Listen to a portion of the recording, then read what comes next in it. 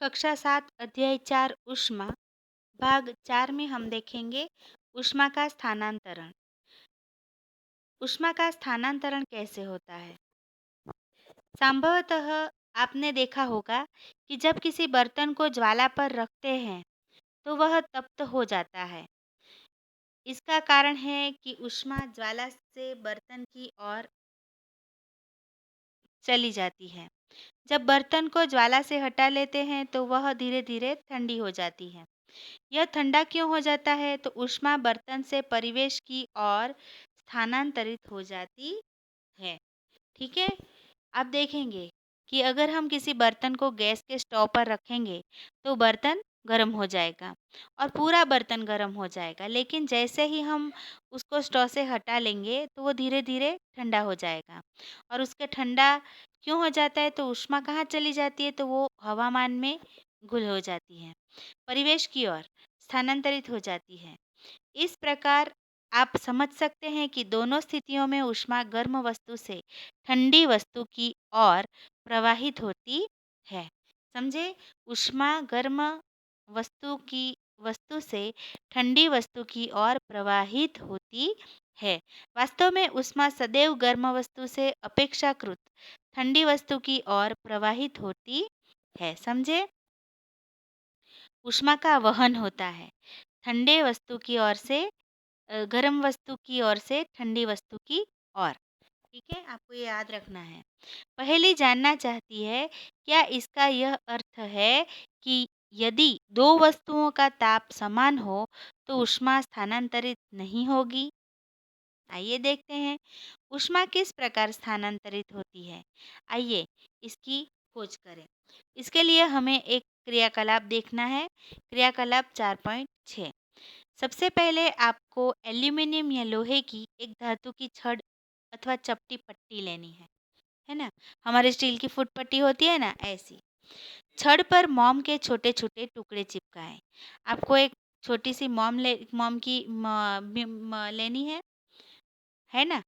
और फिर उसको क्या करना है, छोटे छोटे टुकड़ों में काट लेना है। फिर उसको क्या करना है, उसको उस छड़ पर थोड़े थोड़े अंतर पर, जैसे यहाँ पर चिपकाया है ना, ऐसे ऐसे, इधर इधर इधर इधर, ये जो हमने मोम की बत्ती काट दी उसको यहाँ पर छोटे अलग अलग लगा देने हैं।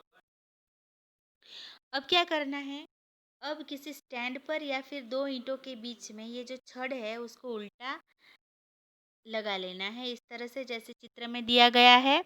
और फिर उसके नीचे क्या जलानी है, उसके एक सिरे पर, हाँ, एक मोम को जलाना है। ठीक है, जलाना है मतलब उसका जो सिरा होता है उसको गर्म करना है। एक प्रेस स्टैंड पर कीजिए। यदि आपको स्टैंड ना मिले तो आप इस तरह से लगा सकते हैं। अब छोड़ के दूसरे सिर को गर्म कीजिए और ध्यानपूर्वक देखना है कि क्या होता है। मोम के टुकड़ों का क्या होता है, तो क्या होता है देखो, वो धीरे धीरे गिरने लगते हैं। पहला टुकड़ा गिरा, थोड़ी देर के बाद दूसरा भी गिर जाएगा, थोड़ी देर के बाद तीसरा गिर जाएगा, फिर चौथा गिर जाएगा और फिर पांचवा गिर जाएगा। ऐसा क्यों हुआ? पता है ना आपको मोम कैसे काम करती है? हैं? मोम को अगर ऊष्मा मिले, गर्मी मिले तो क्या होती है, वो गलने लगती है। पता है ना ये तो। मोम के टुकड़ों का क्या होता है, क्या ये टुकड़े गिरना आरंभ कर देते हैं? कौन सा टुकड़ा सबसे पहले गिरेगा? तो सबसे पहले तो पहले वाला टुकड़ा ही गिरेगा, फिर उसके बाद वाला गिरेगा, फिर उसके बाद वाला, फिर उसके बाद वाला, फिर उसके बाद वाला, है ना। आगे देखिए। क्या आप सोचते हैं कि ऊष्मा ज्वाला के सबसे निकट के सिरे से दूसरे सिरों की ओर स्थानांतरित होती है? हाँ, सोचते हैं ना। हमने यहाँ पर मोम के नीचे,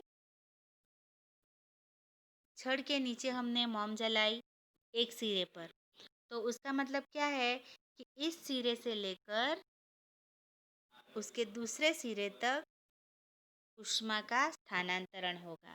मतलब गर्म भाग ये पहले गर्म होगा, उसके बाद ये गर्म होगा, फिर ये गर्म होगा, फिर ये गर्म होगा, फिर ये गर्म होगा, फिर ये गर्म होगा, फिर ये गर्म होगा। ये गरम गरम गरम गरम करके पूरी छड़ क्या हो जाएगी, गर्म हो जाएगी। तो उसका मतलब है कि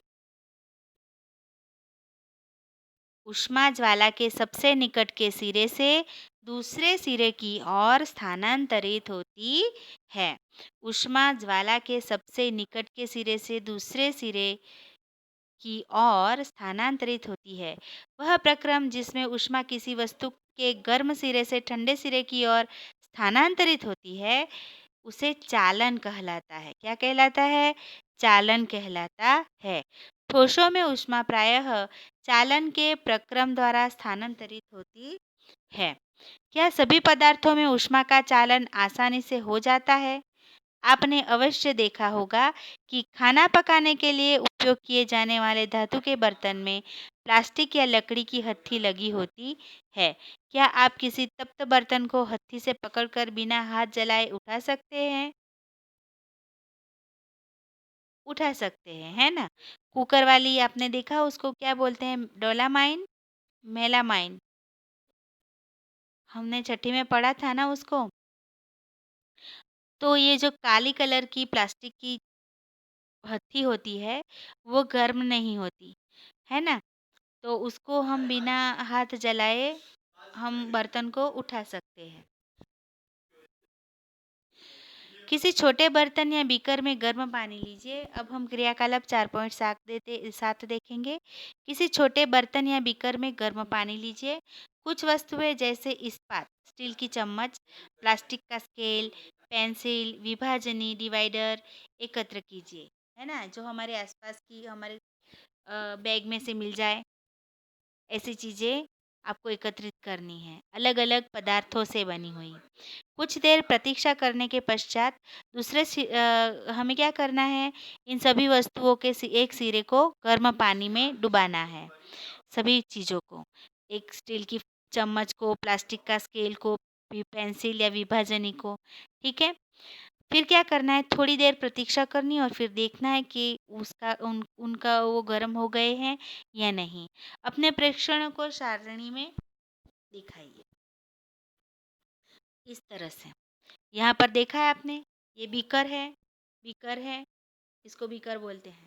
बीकर में गर्म पानी भरा हुआ है और उसमें हमने क्या डुबाया है? विभाजनी, एक स्टील की चम्मच, एक लकड़ी की पेंसिल और एक प्लास्टिक की फुटपट्टी। अब क्या होगा? ये आपको यहाँ पर दिखाना है। कहाँ पर? यहाँ पर एक सारणी दी हुई है, उसमें आपको लिखना है कि स्टील की चम्मच को कौन से पदार्थ की बनी हुई है? तो धातु की। क्या दूसरा सिरा गर्म होता है? तो हाँ, धातु में से ऊष्मा पसार होती है, तो हाँ। फिर कौन सा चीज़ें थी? प्लास्टिक की चम्मच। प्लास्टिक की चम्मच किससे बनी है? प्लास्टिक की चम्मच नहीं, किससे बनी है? तो प्लास्टिक से। यहाँ पर लिखना है आपको ना, ठीक है? क्यों? क्योंकि प्लास्टिक आसानी से गर्म नहीं होती। फिर पेंसिल, तो लकड़ा भी ऐसा ही होता है, तो यहाँ लिखना है लकड़ी और यहाँ पर लिखनी है लकड़ी और यहाँ पर लिखना है ना। फिर एक विभाजनी है जो स्टील की बनी हुई है, तो आपको वहाँ पे लिखना है धातु और यहाँ पर लिखना है हाँ, क्योंकि धातु है तो वो ऊष्मा का प्रसरण करेगी, ठीक है? जो पदार्थ अपने से होकर ऊष्मा को आसानी से जाने देते हैं, उन्हें ऊष्मा का चालक कहते हैं।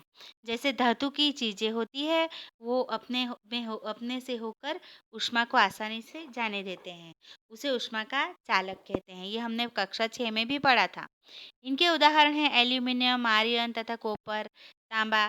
फिर हम पीतल को भी ले सकते हैं, है कि नहीं? जो पदार्थ अपने से होकर ऊष्मा को आसानी से नहीं जाने देते, उन्हें ऊष्मा का कुचालन चालक कहते हैं। तो यहाँ पर आपको चालक और कुचालक की व्याख्याएं याद रखनी है। जो पदार्थ अपने से होकर ऊष्मा को आसानी से नहीं जाने देते, उन्हें ऊष्मा का कुचालक कहते हैं, ठीक है?